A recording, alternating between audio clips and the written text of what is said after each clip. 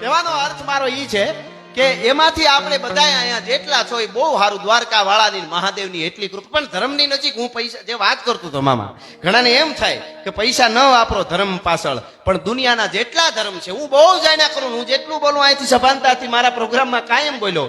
રાજભા ગઢવી જેટલા બોલ્યા છે એના માટે કોઈને કોર્ટમાં જવું હોય તો આપણે તૈયાર રહીશું, એટલું જ બોલું છું. બોલ બોલ અમોલ હે, બિન તોલે મત બોલ, પહેલે ભીતર તોલ કે ફિર બાહિર તું બોલ. હા, બોલ્યા હોય એનો જવાબ દેવો હોય તો એટલું જ બોલવાનું. એટલા રૂપિયા આપણા સનાતન માટે આપણે 1% વાપરી તો ઓલા 4% વાપરે છે. આપ જાણો છો, ક્રિશ્ચિયનો થઈને બધા જેટલા ધર્મના છે તો આપણે બીજાને કોઈને કઈ કેવું જ નથી. પણ આપણે ધ્યાન, આપણા બાપ દાદાઓ ગાંડા હતા, એક પડકારો કરે માથા આપી દે. એક દીકરાને ખાલી જીપના માનેલ ભાઈને થરપારકર માંથી હારે આવેલો આયર અડીખમ સાહેબ આજ પણ નામ લઈ દેવાજ બોદરના સપને આવી એની રાજપૂતાણી બેન ધન છે તારી માત ઉગાજી, એવી ગગન માંથી નોબતું ગાજી. આના માટે એક આયર નહીં, સમગ્ર ભારતનો કોઈ પણ જ્ઞાતિનો માણસ હોય અને એની જો કહું ન તૂટે ને તો બાપ દાદાની ખાનદાનીમાં ફેર હોય. જ્ઞાતિ કોઈ પણ હોય, પણ અમારી હોર્ઠનો એક અડીખમ આયરને એને બલિદાન આપ્યું. મહાદેવ પણ રાજી થઈ સાહેબ. એને ત્યાં જાય, આખી વાત નથી કરતો હું હજી, પણ ઈ જાય ને એટલે ખાલી સંદેશો દે કે મારા ભાઈ સુધી આ મારો નવગણ પૂગી જાય એટલું કરજો. અને પછી પોતાના એકના એક દીકરાના બલિદાન સુધી પાછો ન વળે તો ઈ બધા અટાણે કોઈ ઈ બધું ભૂલી જાવ. અરે તારી ભૂલી થાય તારી, તું ઈ બધું ભૂલી જાવનું રહેવા દ્યો. ઘણા તું શું કે આ દુનિયા ક્યાં પહોંચી ગઈ ને આ હજી આયા પડે, અમે પહેલેથી પહોંચેલા છે, તું સાનો મનો બે એમ જ કહી દેવાનું. જયારે પરંપરાની વાત આવે, જયારે સનાતન ધર્મ ભાગ ન રીતે નારી શક્તિ છે. પણ હું કાયમ મારા પ્રોગ્રામમાં કહેતો હું છું કે તમારા બાળકોને એકાદી હારી વાર્તા, એકાદ બે હાલરડા એવા સંભળાવજો. અનુપમા ઓછી જોવાય નથી, તમને એમ લાગે છે. સિરિયલ નું નામ હોય પવિત્ર રિશ્તા, કોના રૂમ માંથી કોણ નીકળે એ નક્કી જ ન હોય, તોય 1700 એપિસોડ સુધી હાલે યાર. ક્યાં જાઉં આપણે? પણ એ બધી વાતો આગળ કરશો. પણ એક કડી જુનાણાની ધરતી, શ્રાવણ મહિનો અને આ વિશ્વેશ્વર મહાદેવના સાનિધ્યમાં બેઠા એટલે મને ગમતી આ કડી મેખાણી કહે છે આ બધાયના આવકાર માટે કે મોરલા તારો થોડી ઘડી મને તેની અસાડી લોકાટ મારી ખોવાયેલી એક વાદળીને હું હવે છેલ્લી વાર હાથ પાડી લો. અને હવે નીકળી સાંભળજો. અરે ઇન્દ્રધનુષ તારા હાથ રંગોનું મારે નથી કાંઈ કામ. જોજો ખુમારી જોજો હોર્સના સાહિત્યને. ઇન્દ્રધનુષ તારા, પણ એક વસ્તુમાં છે, મિત્રતાનો પ્રેમ હોય, ભાઈ ભાઈનો હોય, દાંપત્ય જીવનનો પ્રેમ હોય, શુદ્ધ પ્રેમની વાત છે. શું કે છે? મારે તારું કામ જ નથી હાથ રંગ ઇન્દ્રધનુ. ઇન્દ્રધનુ એ તારા હાથ રંગોનું મારે નથી કાંઈ કામ, પણ મને સાંભળતા ને દોરવા કાઢે એક પીછું એમાં બોલવા દેજે. સાંભળતા ને દોરવા કાજે પીછું એમાં બોલવા દેજે. એવી વાતો આપણે આનંદ આવે ત્યાં સુધી કરશું. ફરી વાત કરી દઉં. વિદુર નીતિની વાત કરતો હતો. જે માણસ પાસે બહુ રૂપિયા હોય છતાંય દાન ન કરે, વિદુર નીતિમાં કીધું, અને હાવ ગરીબ હોય છતાંય ભજન ન કરે, આનાથી મોટો અભાગ્યો જીવ જગતના ચોકમાં બીજો કોઈ નથી. એવી જ બીજી વાત, બહુ પૈસા વાળો હોય છતાંય ભજન કરે ભગવાનનું, અને હાવ ગરીબ હોય છતાંય દાન કરે, એનાથી મોટો ભાગ્યશાળી બીજો કોઈ જગતના ચોકમાં ન હોય. સાંભળી લેજો. અહીંયા તમે આવ્યા, તમને એમ થાય થોડું છે ને ક્યાં દેવું, તમે દઈ શકો. અને આ મારા બધા ડાયરે માલદેવમાં સાંભળતા જ છે બધા. મેં આ બહુ ઓછું અમે કંઈક આપજો એમ, પણ આ તો અમારું આંગણું છે ને મારાથી મેં આ બધા મિત્રો મારા મેં કીધું મારાથી આ એક થાય પ્રોગ્રામો અમે કરી દઈશું સરસ. બીજી અમને કાંઈ હળ હુજે નહીં, પણ સરસ વ્યવસ્થા ને બધું બહુ સરસ કર્યું છે અને મજા આવે છે. એટલે પણ આ વાત સાંભળી લીજો તમે ખાસ. જે માણસ પાસે બહુ પૈસા હોય છતાંય ભજન કરે, હાવ ગરીબ હોય છતાંય દાન કરે, આનાથી મોટો કોઈ ભાગ્યશાળી નહીં. હવે સાંભળજો, મારી પાસે 1 કરોડ રૂપિયા હોય અને હું દાનમાં 1 લાખ આપું, અને એક માણસ પાસે ખાલી 100 રૂપિયા હોય, એ આવે ઠેકાણે દાનમાં 50 રૂપિયા આપે, તો મારા કરતા એ બહુ મોટો દાતાર છે. મેં 99 લાખ રાખીને 1 લાખ આપ્યા છે, ઓલાએ 50% આપી દીધા, એની નોંધ થાય છે ભલા માણસ. એટલે અહીંયા જે કઈ આપશો એ મંદિરમાં રહેવાનું છે. દુહાસનથી શરૂઆત કરું એટલે તો ખમાર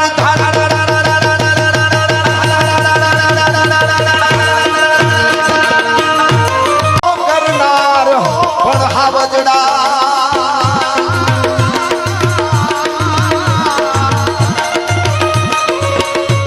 હાવજડા હેંજળ પીજે એ મારા નમણા નરણીના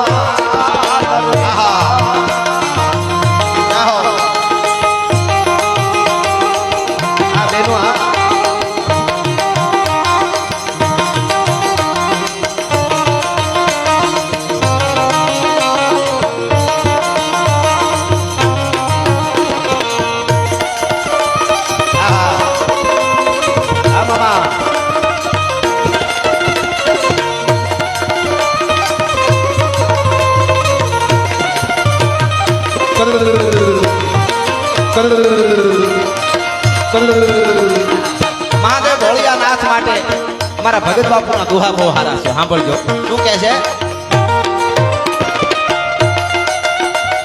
પણ કોઈ ગયા નહીં કૈલાસ, કોઈ ગયા નહીં કૈલાસ, આ ધરતી માથે આગે કઈક સુરથી જા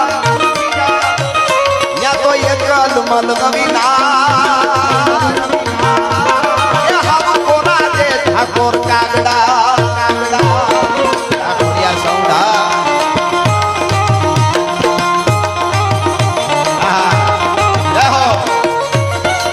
બાપો બાપો બાપો બાપો બાપો બાપો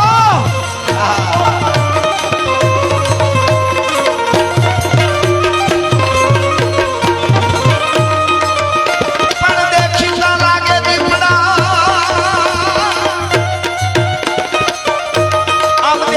લાગે દીપડા જેના હૈયા હરણ ના હોય ઈ તલવાર બાંધે તો એ કોઈ દી મરે કે મારે નહીં માનના.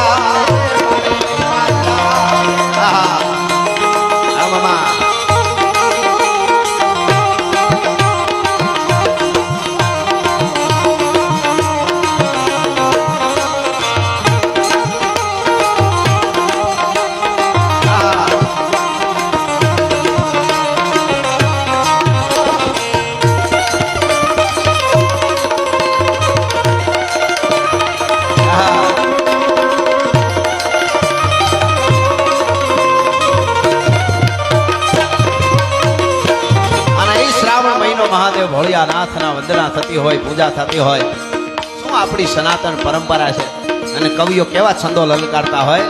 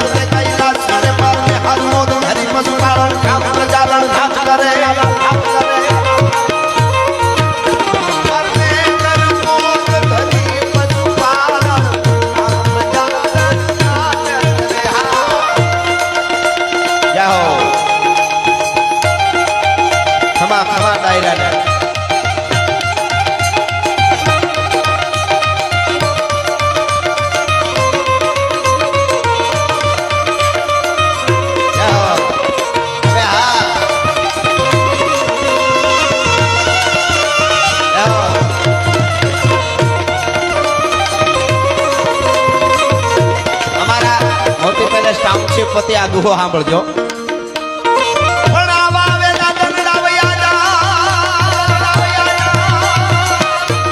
અમારા માટે આવા આવેલ ચંદડા વયા જાય કોઈ દી પાછા પાલવશે નહીં, જેમ માછલી દરિયામાં એ એકવાર વછૂટે કરતી વેરડા.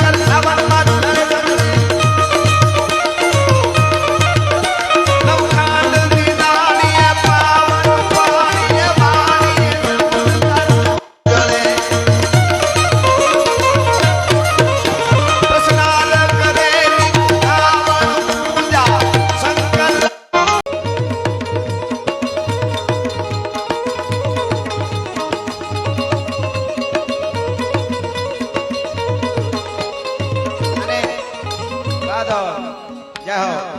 અને ભગવાન રાઘવેન્દ્ર સરકાર ભગવાન રામનું મંદિર 2024 બનવા જઈ રહ્યું છે, જેના આપણે બધા સાક્ષી બનશું અયોધ્યામાં. એટલે ભગવાન રામ માટે એક મને ગમતું ગીત પુનિતભાઈ.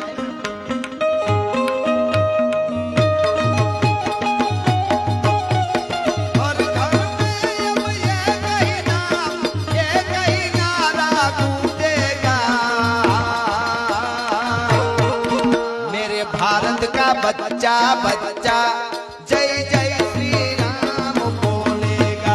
मेरे भारत का बच्चा बच्चा जय जय श्री राम बोलेगा. हर घर में ये कहीं नारा गूंजेगा. मेरे भारत का बच्चा बच्चा जय जय श्री राम बोलेगा.